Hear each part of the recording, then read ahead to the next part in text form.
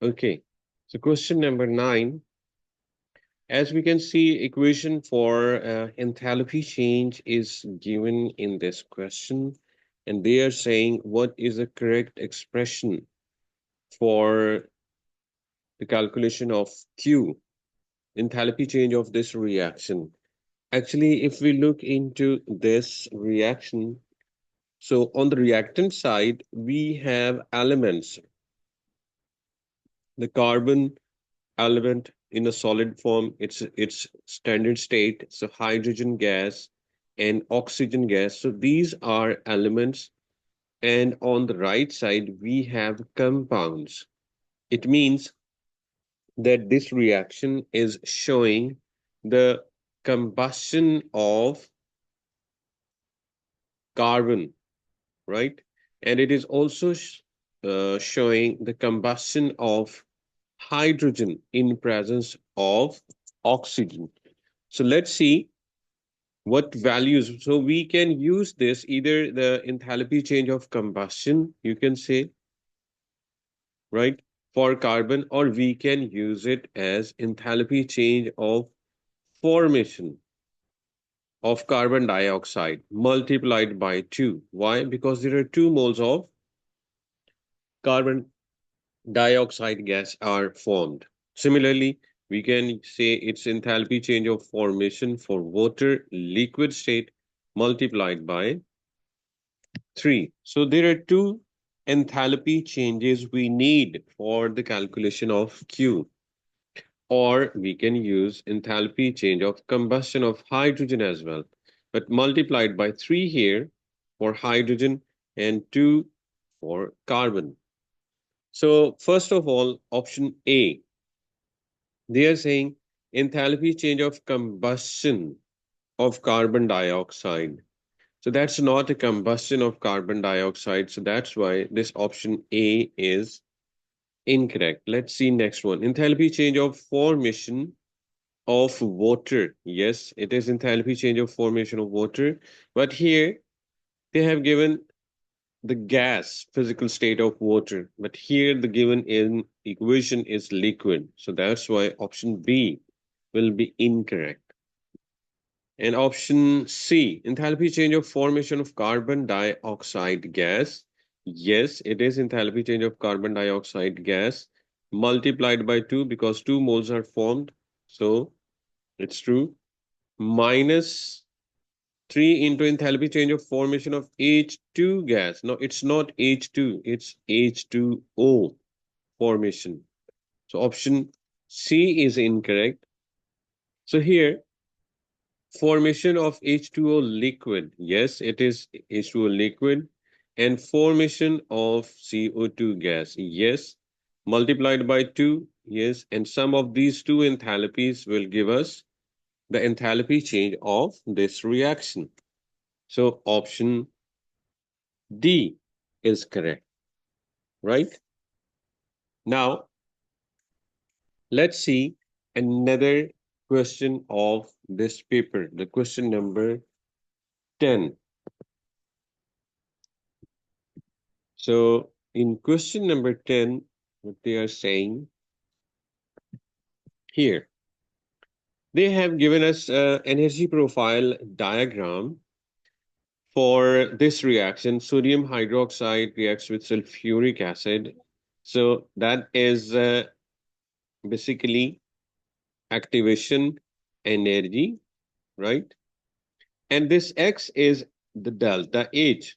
And the arrow shows it is exothermic, downward arrows, right?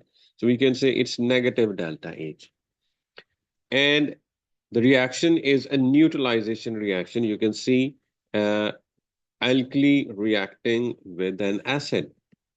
But what's the definition of enthalpy change of neutralization? So when we say neutralization, so standard enthalpy change of neutralization, it is 1 mole of hydrogen ions when combined with 1 mole of hydroxide ion gives us 1 mole of water. So here in this reaction, we can see sodium hydroxide 2 moles It means there are 2 moles of hydroxide ion. They are reacting with 2 moles of hydrogen ion. Why? Because sulfuric acid, when ionizes, it gives 2 hydrogen ions and 1 sulfate ion. And they are giving us 2 moles of water. So it means this enthalpy change is for 2 moles of water formation. But according to the definition of neutralization, that is for 1 mole. So that means this enthalpy is twice the enthalpy of neutralization, standard enthalpy of neutralization. So we can say half of it will be the enthalpy change of neutralization. Is it clear? So according to this, our option C is correct, right? Sir, why not D? Why not D. D? Actually, enthalpy change is the energy difference between the energy of the reactants and the products. That is delta H, enthalpy change. Y is activation energy, right? So when you say X minus Y, so you are subtracting enthalpy minus activation energy. Activation energy is not used in the calculation of delta H, enthalpy of neutralization. Is it clear? So that's why Yes. that should not be used. So that is actually the enthalpy change. Remember the energy taken in, right? And energy given out, the difference. That is the total enthalpy change. Clear? So here, in this case, only the bond formation, energy given out. So that's why remember one thing, that this neutralization is always exothermic. Why? Because according to our definition, there is only bond formation, hydrogen ions combining with hydroxide ions. Because we are using aqueous alkali and aqueous acid, right? So already ions are freely moving. They just combine to give water. So it is always exothermic. Got it?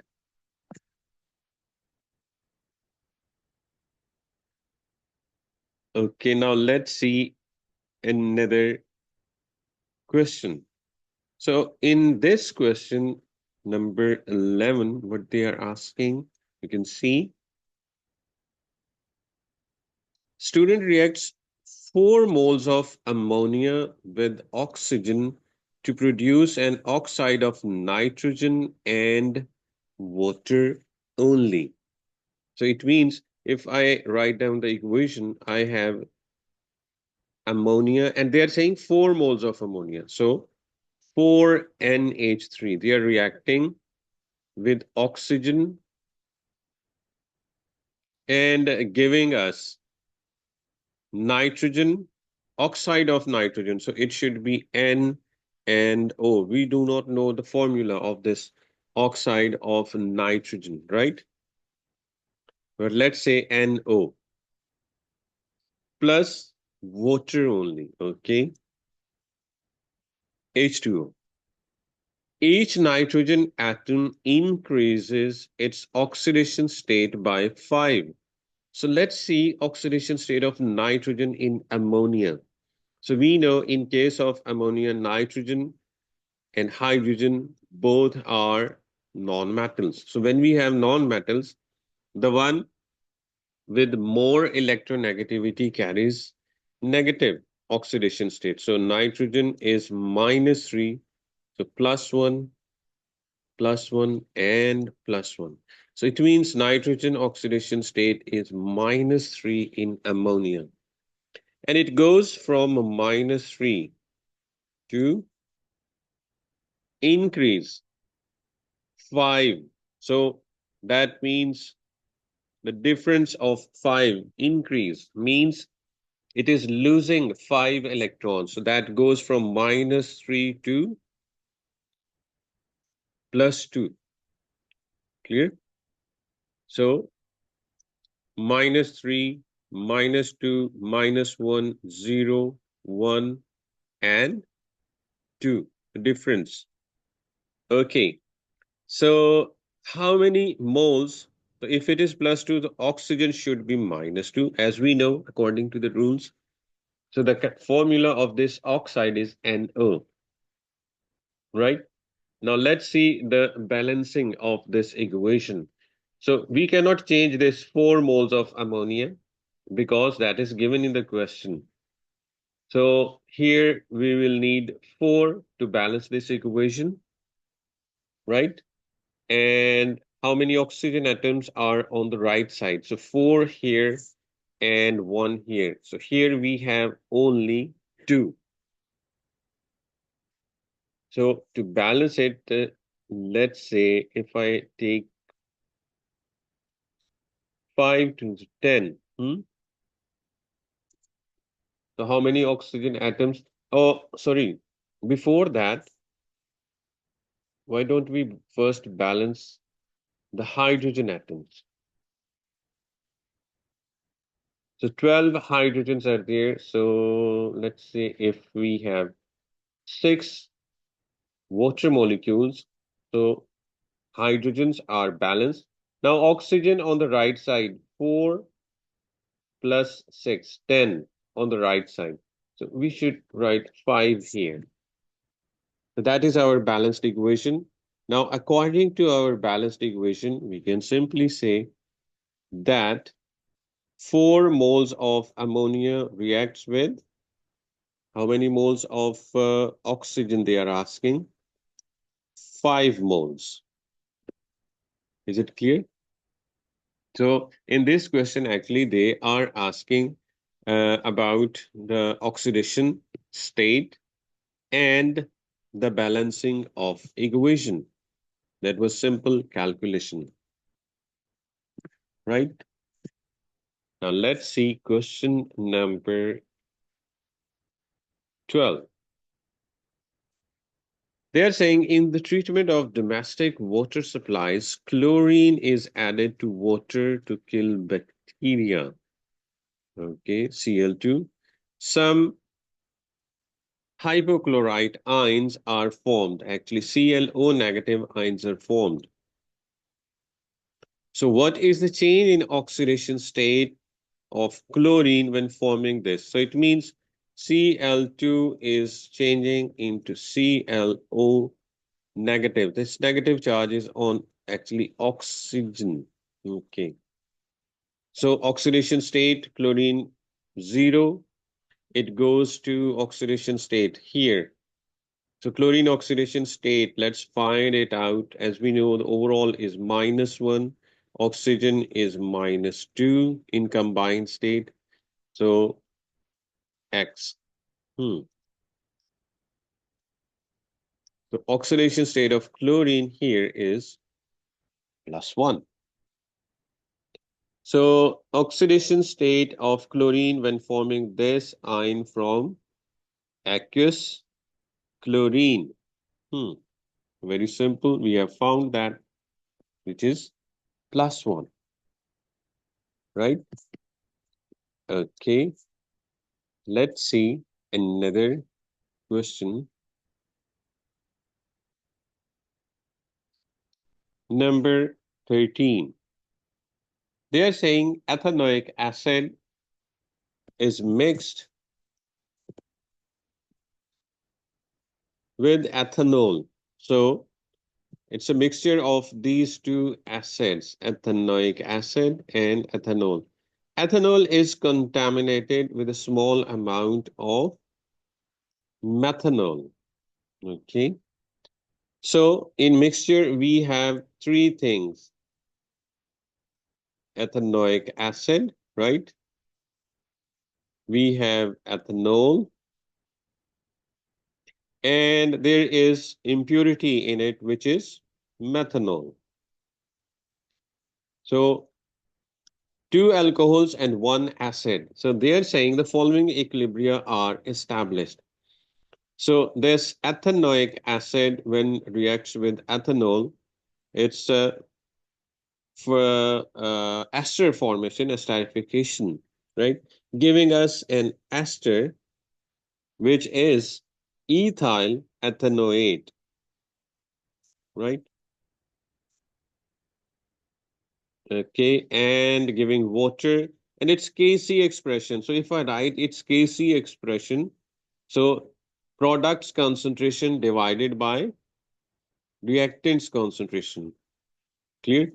So that is concentration of this CH3CO2 ethyl ethanoate, concentration of water divided by the reactants. Okay, CH3, CO2H, ethanoic acid, and ethanol. Okay,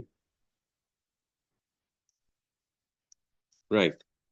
So Kc expression similarly for this methanol. So I can write it like this: Kc products CH3, CO2, CH3, water, and the reactants CH3, CO2H, and methanol. Now, what they are saying, which statement about the equilibrium mixture is correct? Number one, only ethyl ethanoate will be formed because there is much more ethanol present than methanol. So as we can see, both the alcohols are there, so they have equal chance to react with ethanoic acid, and they both reach the equilibrium. So that means only ethanoate, ethyl ethanoate will not form. There will be methyl methanoate as well. As we can see, both the equilibria. So option A is incorrect, right? In option B, they are saying the ratio of these Kc values means K1 over K2. So I have written these Kc expressions. Let's say it is our K1, that is our K2. So if I take the ratio of these two equilibrium constants, so I can see, let's write it like this, K1 over K2.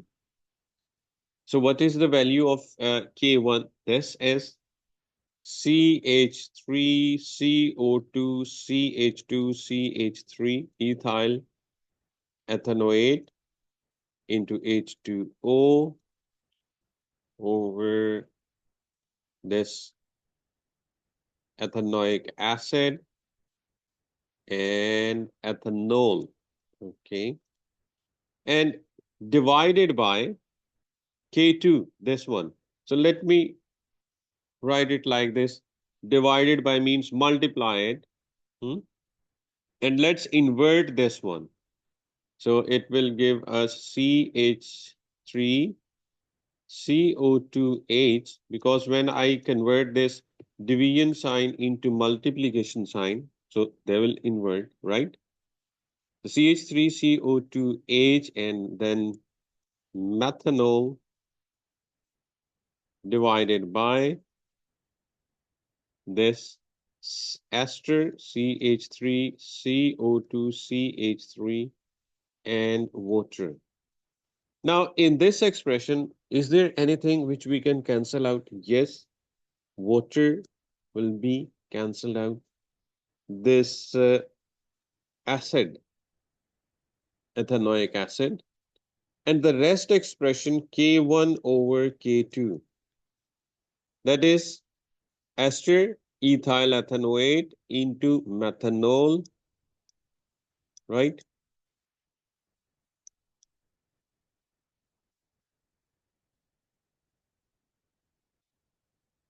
Over ethanol CH3, CH2OH, and this ester, methyl ethanoate. So they are saying in K1 over K2 is equal to this. So no, K1 over K2 is equal to this expression. So option B is also incorrect. Next, in option C, adding water to the mixture will alter the mole ratio of the two esters. So let me erase this for this option C. So they are saying when we add water, so definitely it will disturb the equilibrium, this one, and it goes to the left side. But at the same time, as they are present in the same container, it's a reaction mixture. So that will also alter this equilibrium, the second one. And both of them, they will shift to the left side. So here we can see the mole ratio is same in both the cases. So that will not disturb their molar ratio. That will remain same. Is it clear? So these are the two esters. So option C is incorrect.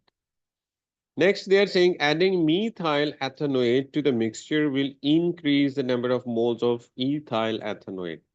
So what actually they are saying, look at this. If I add methyl ethanoate, that is methyl ethanoate. So what happens? This equilibrium will disturb and it will shift to the left side. And as it shifts to the left side, it will give me more acid, right? And we can see in both the reactions, this acid is common. So as the concentration of this acid will increase, it also disturb the equilibrium of our this reaction one. So if this concentration of acid increase, it will shift the equilibrium to the right, and it will give us more ethyl ethanoate to reach the equilibrium again. So that's why you can see in option D, they are saying by adding methyl ethanoate, it shifts this equilibrium to the left. So concentration of acid increase and the first equilibrium that shifts to the right. So that will give us more moles of ethyl ethanoate. That is ethyl ethanoate. So it means option D is correct, right? Okay, now let's see another question number 14. So in this question, they are saying sulfur trioxide manufactured in a contact process, and we know that sulfur dioxide, sorry, when reacts with oxygen gives us reversible reaction, giving us sulfur trioxide. So if we balance this, we can balance it like this, half O2. The reaction is exothermic, so delta H is negative, which shows the effect on the equilibrium yield obtained in this contact process. Okay, so let's see first of all adding vanadium. So what is the role of catalyst? Catalyst only increase the rate of reaction. It does not affect the yield. So it could be option equilibrium yield unchanged, unchanged. So it could be this or this. But what about the another one? Increasing temperature. So the forward is exothermic. As we know, delta H is negative, and the reverse is endothermic. So if we increase the temperature, definitely it will favor the endothermic reaction. So equilibrium shifts to the left. So our yield that decrease. So equilibrium yield decrease out of these two. So option C is also incorrect. So the correct answer is B, right? Okay, now let's see another question.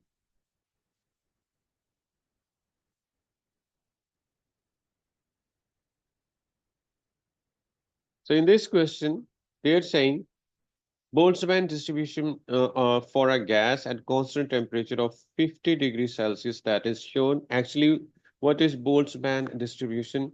So it's a curve, and under this curve, you can see these are all the molecules, and they are under this curve, as shown the number of molecules having different energies, right? So they are saying if the temperature of the gas is reduced by 10 degrees Celsius. So what is the meaning of this temperature? Temperature is actually average kinetic energy, right? So average kinetic energy of the molecules, they are that is reduced. So here you can see the molecules according to their energy. So you can see here the molecules with the lowest energy, that is X, and their number is this. And Y with even intermediate energy, they are this here. And what about Z with higher energy? This number of molecules. So what about the number of molecules when we decrease temperature?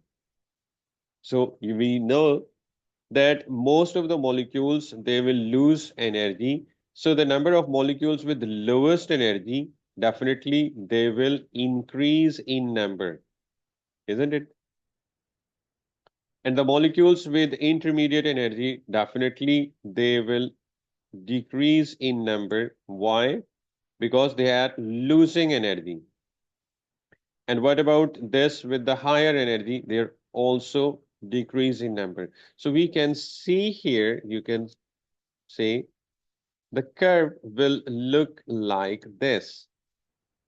The more molecules with lower energy, that has increased, right? And we will get curve like this. It means the molecules, they are moving, they are shifting towards lower energy. So the more molecules they are under this curve with the lower energy, and they are losing energy, shifting towards lower energy. So, which option? The value of X will become higher. Yes, it could be A or B. And the value of Y, that is lower. Yes, it could be A or B. And the value of Z, the number of these molecules, that is also lower. So option B is correct. Got it? Okay, now let's see another question, what they're asking in it. Question number 16. 3 gram sample of sodium carbonate powder is stirred into 50 cm cube of 1 mole per dm cube HCl. The volume of CO2 is produced. So equation is given here, mR of sodium carbonate. So which volume of CO2 is produced if 1 gram of sodium carbonate is stirred into 50 cm cube of 1 mole per dm cube HCl. So as we can see, the concentration of acid and the volume of acid in both conditions, that is same. The only difference, the only change is the mass of sodium carbonate. The 3 grams here and 1 gram of sodium carbonate is here. Clear? So simply we can calculate. So 1 gram, how many moles of sodium carbonate are reacting here? The moles of Na2CO3. That is 1/106. So if we use calculator, so how many moles? Do you have a calculator? Hmm? 9.4 times 10 to the power of -3. 9.4 10 to the power -3. So these moles of sodium carbonate, they are reacting. So 1:1. So same number of moles of CO2. So let's find out uh, the volume of this CO2.